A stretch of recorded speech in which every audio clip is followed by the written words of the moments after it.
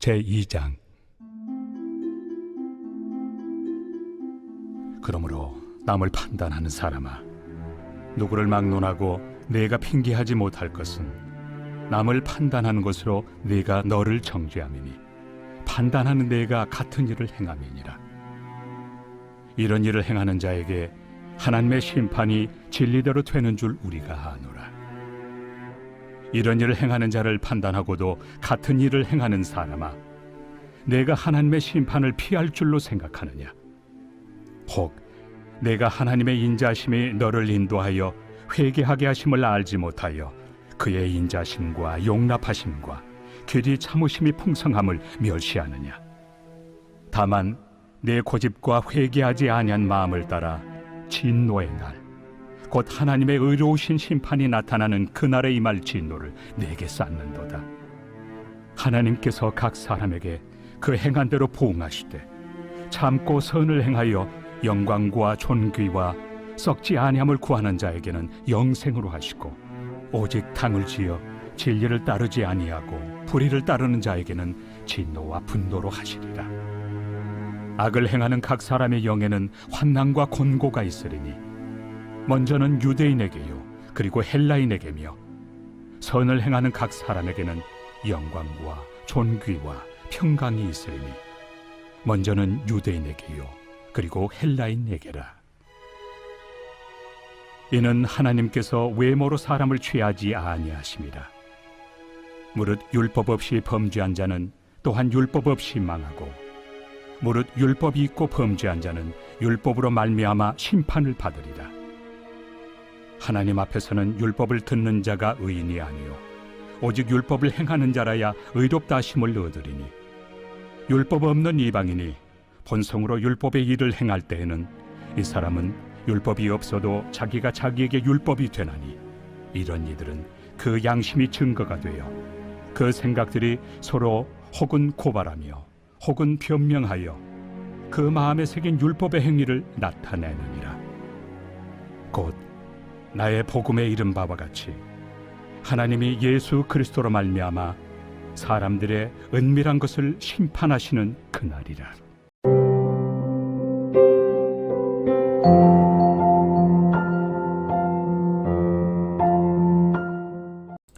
여러분 반갑습니다. 오늘도 큐티로 여는 기막힌 하루입니다. 본 말씀 로마서 2장 1절부터 16절의 말씀입니다.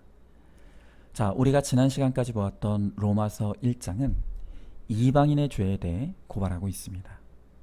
자, 그런데 2장으로 넘어오면서는 이미 하나님을 알고 믿는 신자들이 짓는 죄의 고발이라고 할 수 있습니다. 자, 그러면 하나님을 이미 알기도 하고 믿기도 한다고 하는 신자인 우리가 하나님을 진노케 하는 죄가 무엇이겠습니까? 먼저 첫 번째로 남을 판단하는 죄입니다. 자, 오늘 1절의 말씀에 보니까 그러므로 남을 판단하는 사람아, 누구를 막론하고 내가 핑계하지 못할 것은 남을 판단하는 것으로 내가 너를 정죄함이니 판단하는 내가 같은 일을 행함이니라 그랬습니다. 자, 방금 읽은 1절을 보면 그러므로 라는 접속사로 시작하는 것을 볼 수가 있습니다. 이 그러므로는 앞선 1장의 결과로 이루어진 어떤 일을 의미합니다. 자, 서두에 말씀드렸던 것처럼 로마서 1장은 하나님을 믿지도 않고 받아들이지도 않는 이방인들이 저지르는 죄에 대해 고발하는 내용이라고 말씀드렸습니다. 자, 그런데 이 1장의 이방인들의 죄에 대한 바울의 고발을 들은 소위 믿는다고 하는 신자들이 이 이방인들을 정죄하고 판단하기 시작하는 것입니다. 그러면서 이 신자들이 이방인을 향해 하는 말이 무엇입니까? 우리는 그들과 다르다는 것입니다. 그래도 믿는 우리가 저 이방인들보다는 낫다라고 자부하는 것입니다. 여러분, 이렇게 신자들이 주로 짓는 죄가 바로 판단하는 죄입니다. 말씀을 듣고 하나님을 경험했다고 하면서 그것으로 자신을 높이고 남을 판단하고 정죄하는 것이죠. 그러나 오늘 바울은 이렇게 이방인을 판단하고 정죄하는 이 신자들 향해 남을 판단하는 그 판단이야말로 하나님을 진노케 하는 죄라고 추상같이 꾸짖고 있는 것입니다. 여러분, 왜 우리가 남을 판단하고 정죄하는 것이 옳지 않습니까? 바울은 우리가 비난하고 정죄하는 누군가의 행위나 범죄에 대해서 우리도 자유롭지 않을 뿐 아니라 우리가 그 비난하는 죄를 똑같이 범하고 있다는 것입니다. 물론 이렇게 말하면 누군가는 나는 살인도 저지르지 않았고 동성애도 하지 않는데 어떻게 내가 그 사람과 똑같다고 할 수 있냐 억울해하고 또 반발할 수도 있습니다. 맞습니다. 여러분, 지금 당장 눈에 보이는 행위만 놓고 보면 그들과 우리가 달라 보일 수 있습니다. 자, 그러나 중요한 사실은 우리가 비난하는 그들이나 나나 그 마음에는 죄를 좋아하고 사모하고 나도 그렇게 행하고 싶은 마치 쌍둥이같이 똑같은 죄의 욕망이 우리 모두에게는 다 있다는 사실입니다. 나는 죄가 없어. 나는 저 사람과 달라. 또 절대로 같지 않아 하는 강한 부정은 사실은 강한 긍정이라는 것을 알아야 합니다. 저는 막장 드라마가 실패했다는 이야기를 아직까지 들어본 적이 별로 없습니다. 왜 사람들은 막장 드라마에 나오는 악당들을 싸잡아 비난하고 욕하면서도 그 드라마에 중독되듯 빠져드는 것입니까? 그것은 우리 안에 내가 욕하는 그 죄를 사모하는 마음이 있기 때문인 것입니다. 다만 우리 속에 들어온 복음과 하나님의 은혜가 지금까지 우리를 지켜준 것이 있고 또 나의 환경이 나를 지켜준 것이 있을 뿐입니다. 만약 우리도 죄를 지을 환경과 상황만 갖추어진다면 우리도 더하면 더했지 결코 덜할 죄인이 아니라는 것입니다. 무엇보다 우리는 100% 죄인이기 때문에 죄를 향해 달려나갈 만반의 준비가 되어 있는 사람들입니다. 그래서 지금은 아니라 할지라도 그 누구도 함부로 나는 절대 그런 죄를 짓지 않을 사람이다. 장담할 사람은 아무도 없다는 것입니다. 여러분, 저는 개인적으로 오늘 이 말씀이 정말로 저에게 주시는 하나님의 음성으로 너무나 믿어지고 깨달아집니다. 왜냐하면 제가 바로 그러므로 남을 판단하는 그 죄인이기 때문입니다. 특별히 제 안에는 오랫동안 제 아버지를 판단하고 정죄하는 악이 있었습니다. 그 가운데서도 아버지의 편애를 저는 늘 마음으로 비난하며 살아왔습니다. 세 형제 중 유독 큰 형님에게 더 많은 사랑과 관심과 또 지원을 아끼지 않는 것 같은 아버지를 보면서 부모가 어떻게 자식을 편애하느냐고, 나는 나중에 부모가 되면 절대로 편애하지 않을 것이라고, 나와 아버지는 다르다고 장담을 했었습니다. 여러분, 만약 제가 결혼했어도 자녀가 없었거나 또 자녀가 있었더라도 한 자녀만 두었더라면 저는 평생 나는 아버지와 다르다를 제 의로 삼고 아버지에 대한 판단이 죄인 줄도 모르고 그렇게 살았을 것입니다. 그러나 하나님은 저에게 정확하게 2명의 자녀를 주심으로써 아버지에 대한 저의 판단과 정죄가 얼마나 부당하고 악한 것인가를 적나라하게 드러내어 주셨습니다. 저는 첫 아이를 낳을 때까지도 제가 아버지와 다르다고 굳게 믿었습니다. 그러나 둘째가 태어나자 저의 의와 교만은 완전히 무너져 내리기 시작했습니다. 왜냐하면 제 의지와 상관없이 제 마음에 편애가 생기기 시작한 것입니다. 심지어 첫째가 하는 것은 모두 다 이뻐 보이는데 둘째가 하는 것은 마음에 드는 게 하나도 없었습니다. 저는 저의 이런 편애를 인정하지 않기 위해 그러지 않으려고 의지적으로 얼마나 노력했는지 모릅니다. 그리고 제 안에 있는 이 편애를 티내지 않으려고 무척 노력을 했습니다. 그러나 그럼에도 불구하고 저의 모든 관심과 사랑은 공평해지기는커녕 점점 더 분명하게 한쪽으로 쏠리는 것을 스스로 느낄 수밖에 없었습니다. 그리고 마침내 소름 끼치도록 무서웠던 것은 제가 어린 시절 입에 달고 다녔던 말, 아버지는 형만 좋아해. 이 말을 어느 날 제 둘째 아들의 입에서 똑같이 듣게 된 것입니다. 어느 날 제 둘째 아들이 저에게 아빠는 형만 좋아해. 저에게 그렇게 말을 하는 것입니다.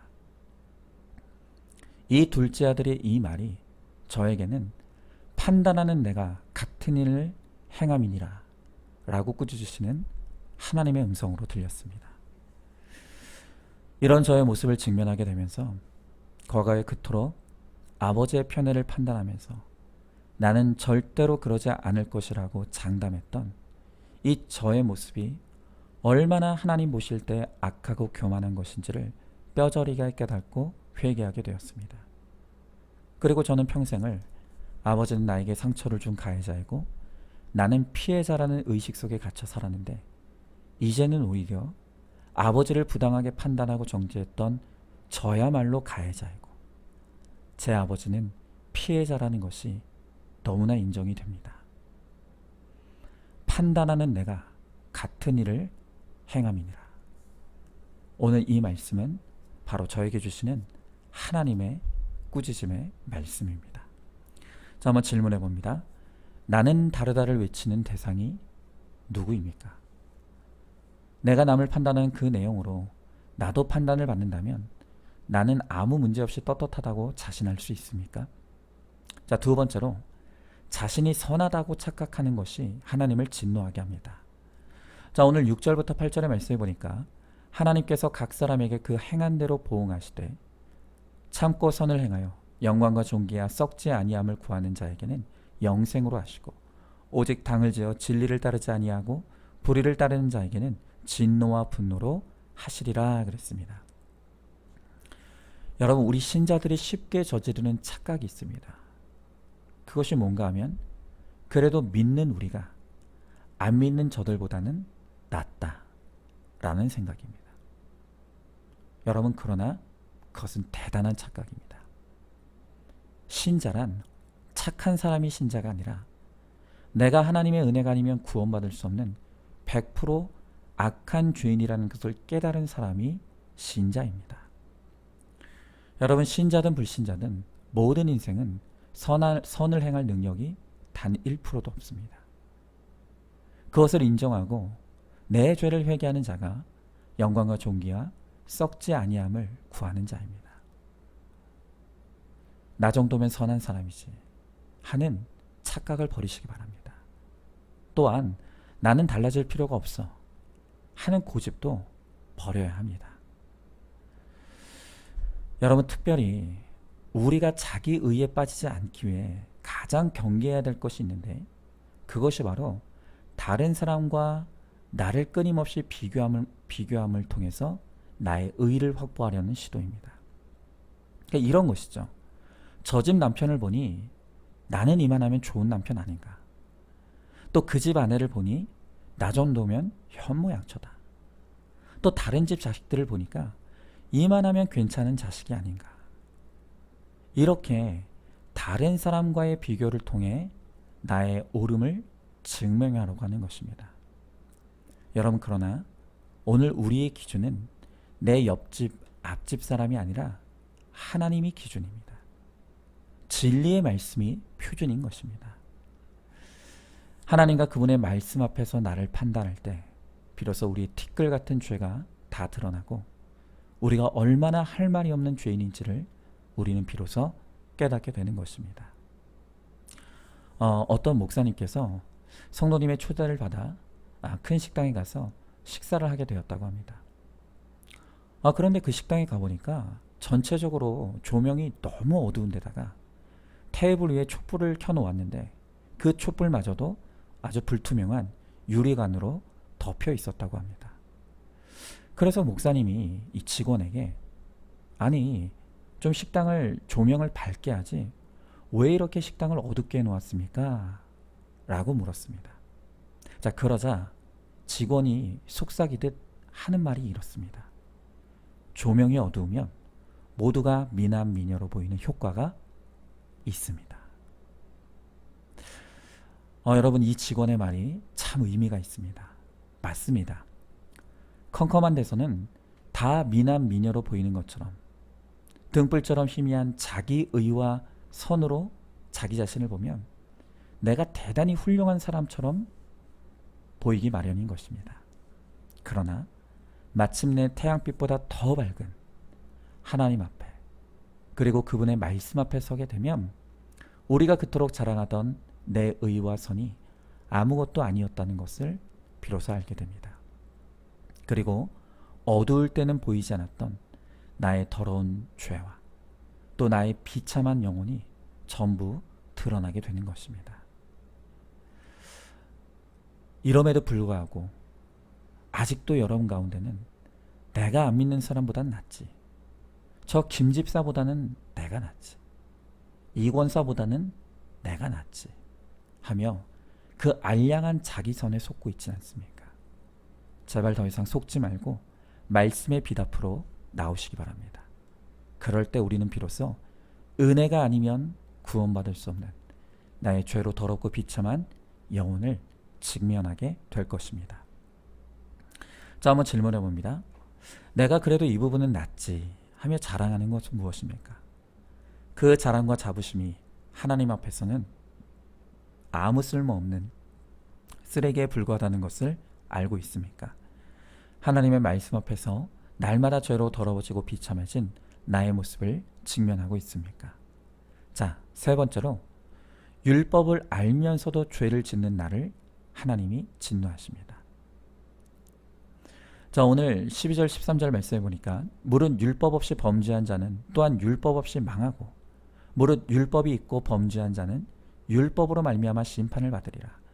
하나님 앞에선 율법을 듣는 자가 의인이 아니요 오직 율법을 행하는 자라야 의롭다 하심을 얻으리니 그랬습니다.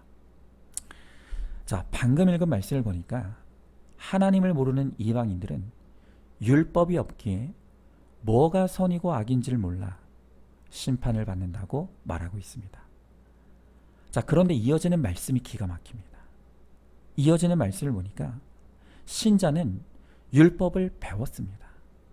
그리고 그 율법을 통해 하나님이 기뻐하시는 것이 무엇이고 싫어하시는 것이 무엇인지도 깨닫게 되었다는 것입니다. 그런데 율법을 아는데도 지키지 못해서 심판을 받는다고 말씀하십니다. 여러분, 결국 이 말씀을 통해 하나님이 우리들에게 하시고자 하는 말씀이 무엇입니까? 그것은 행위로는 누구도 구원받을 자가 없다는 것입니다. 오늘 여러분들 가운데 여전히 내 행위를 자랑하고 내 행위로 구원받을 수 있다고 믿는 분이 있습니까? 여러분, 물론 행위로 구원받을 방법이 아예 없는 건 아닙니다. 만약 여러분이 여러분의 행위로 구원받기를 원한다면 하나님의 율법을 하나도 빠뜨리지 않고 일생 단 한 번의 실수나 실패 없이 평생 그 율법을 완벽하게 지키면 됩니다. 그러면 행위로 구원받을 수 있습니다. 자, 그런데 그게 가능합니까? 불가능하죠. 우리에게는 하나님의 율법의 요구를 완벽하게 지킬 능력도 없고 힘도 없습니다. 그래서 내 행위로 구원받으려고 하면 반드시 절망하고 실패하게 될 수밖에 없습니다. 우리가 바로 그런 존재이기에 우리의 힘으로는 죄 하나도 해결할 수가 없는 너무나 무능하고 비참한 인생이기에 하나님이 우리의 구원을 위해 새 길을 열어주셨는데 그것이 바로 예수 그리스도이십니다. 죄를 이길 길이 없는 인간을 위해 대신 인간의 몸을 입으시고 이 땅에 오셔서 인류의 모든 죄의 형벌을 받으시고 죽으셨다가 3일 만에 부활하신 바로 그 메시아 예수님을 믿기만 하면 누구든지 구원을 선물로 받는다는 것입니다. 여러분, 이것이 바로 로마서가 끊임없이 우리들에게 외치고 전하는 복음입니다. 이 로마서의 복음을 통해 새 생명을 얻고 구원받은 수많은 영혼들이 있습니다. 그리고 그 가운데 한 사람이 있는데 그가 바로 우리가 잘 아는 종교개혁자 마틴 루터입니다. 독일 가톨릭 교회의 신부였던 마틴 루터는 하나님 보시기에 의로운 삶을 살아야 구원받을 수 있다고 배워왔습니다. 그래서 그는 자신이 구원받기 위해서는 금욕하고 절제해야 한다고 믿고 매일마다 주기도문을 25번 낭독하고 또 7번을 기도했으며 매일 철야 기도를 했고 금식을 밥 먹듯이 했습니다. 자, 그러나 그럼에도 불구하고 여전히 자신의 죄가 죽지 않는 것을 보고 또 자신이 죄사함을 받았다는 확신이 없는 이것 때문에 그는 늘 크게 낙심하고 괴로워했습니다. 자, 그러던 어느 날 그가 기쁜 소식 하나를 듣게 되는데 그것은 산타 스칼라의 28계단을 무릎으로 기어 올라가면 모든 죄를 용서받는다는 이야기를 듣게 된 것입니다. 여러분, 이 산타 스칼라의 28개 계단은 예수님이 빌라도 총독에게 재판받기 위해 오르셨던 그 대리석 계단으로 알려진 계단입니다. 루터는 즉시 그곳으로 달려갔습니다. 그리고 무릎을 꿇고 계단 하나를 오를 때마다 그 계단에 입을 맞추며 기어 올라가기 시작했습니다. 무릎에는 피가 나기 시작했습니다. 하지만 그렇게 마지막 계단에 올랐을 때에도 그는 그가 기대했던 죄사함의 확신과 평안을 얻지 못했습니다. 그러자 루터는 자신에게 불가능한 것을 요구하시고는 실패하도록 내버려 두시는 것 같은 하나님이 점점 싫어졌고 나중에는 그 하나님을 증오하게 되었습니다. 그럼에도 하나님을 도저히 저버릴 수 없었던 마틴 루터는 낙심한 마음으로 어느 수도원에 들어가 성경을 읽게 되었는데 어느 날 성경을 읽고 있을 때 한 구절이 눈에 고정되었습니다. 바로 그 말씀이 로마서 1장 17절의 말씀이었습니다. 로마서 1장 17절은 이랬습니다. 복음에는 하나님의 의가 나타나서 믿음으로 믿음에 이르게 하나니 기록된 바 오직 의는 믿음으로 말미암아 살리라 함과 같으니라 그랬습니다. 여러분, 바로 이 구절을 통해 마틴 루터는 마침내 구원이 내 행위로 받는 것이 아니라 오직 예수님을 나의 구원자와 주인으로 영접하고 믿는 바로 그 믿음으로 구원받는다는 것을 깨닫고 그에게도 천국의 문이 열리게 된 것입니다. 그가 로마서 1장 17절의 진리를 깨닫고 그날 일기에 이렇게 기록해 놓았습니다. 제가 읽어드리겠습니다. 나는 흠잡을 데 없는 수도승이었지만 하나님 앞에서는 죄인이었다. 나는 의롭고 무서운 하나님을 사랑할 수 없었고 도리어 그분을 미워하며 불평했다. 그 후 하나님이 우리에게 은혜와 자비를 베푸셔서 믿음으로 말미암아 의롭다함을 받는 것이 그분의 의라는 것을 온전히 이해하게 되었다. 나는 새롭게 태어났고 천국의 문이 열리는 기적을 느꼈다. 나는 해내었다. 전에는 하나님의 의라는 표현이 싫었지만 이제는 그것이 가장 소중하고 위안을 주는 말이 되었다. 자, 여러분, 우리가 할 일은 아무것도 없습니다. 구원을 위해서 우리가 할 수 있는 일이라는 것은 아무리 몸부림쳐도 죄에서 벗어날 수 없는 우리의 비참한 현실을 온전히 깨닫는 것밖에 없습니다. 그리고 그 비참한 모습으로 예수님의 십자가 앞으로 나가 그분이 십자가 위에서 완성하신 그 하나님의 의를 붙들고 은혜를 믿고 받아들이는 것입니다.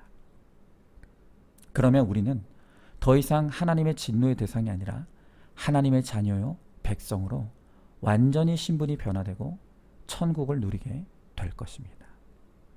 여러분, 구원은 오직 예수 그리스도께서 십자가에서 완성하신 그 하나님의 의를 믿고 받아들이는 것으로 이루어지는 것입니다. 자, 한번 질문해 봅니다. 구원은 오직 예수 그리스도를 나의 구원자와 주인으로 믿는 그 믿음으로만 받는 것임을 확실히 깨닫고 믿으십니까? 이 복음을 믿고 누리고 이 기쁜 소식을 모르는 사람에게 이 복음을 전해 주시기 바랍니다. 자, 오늘도 7월 21일 보석 상자입니다. 한 고난을 10년 이상 당하면 하나님께서 나의 뿔을 높여주십니다. 그 이유는 고난을 통해 예수님을 만났기 때문입니다. 아멘. 우리 함께 기도하겠습니다. 주님, 오늘 주님은 말씀을 통해 판단하는 내가 같은 일을 행한다고 말씀하십니다. 제가 그랬습니다. 끊임없이 아버지의 연약함을 비난하고 정죄하면서 나는 내 아버지와 다르다를 외쳤지만 속지 않으시는 하나님께서는 제가 아버지와 똑같은 자임을, 아니 제가 제 아버지보다 더 악한 자임을 드러내시고 증명케 하셔서 제가 얼마나 할 말이 없는 죄인인지를 깨닫게 하시고 하나님의 은혜를 구하는 비참한 죄인의 자리로 나오게 하셨습니다. 주님, 이제는 제가 하나님 앞에 고백할 것은 나는 할 말이 없는 죄인이라는 것, 그리고 나는 100% 죄인이라는 것밖에는 고백할 것이 없습니다. 그리고 나를 구원하는 것은 내 알량한 의와 공로가 아닌 오직 예수님이 나를 위해 십자가에서 이루신 바로 그 구원의 의를 붙잡고 믿는 것, 그것밖에는 없는 것을 이제 고백합니다. 주님, 저 같은 죄인을 위해 예수님이 십자가 위에 죽으시고 부활하심으로 이제는 저에게 구원을 선물로 주셨사오니 이 하나님 예수 그리스도로 말미암아 받은 구원의 선물을 온전히 믿고 누리게 하시고 나에게 베풀어 주신 이 놀라운 복음을 모르는 자들에게 전하고 나눌 수 있도록 사명 감당하는 인생이 되게 하여 주시옵소서. 오늘 우리 모두에게 동일한 은혜로 함께 하실 줄 믿사오며 사랑이 많으신 우리 예수님 이름 받들어 기도드리옵나이다. 아멘. 오늘도 큐티로 기막힌 하루를 살아내는 하늘가족 공동체 우리 모든 성도님 되시기를 주님의 이름으로 축복합니다.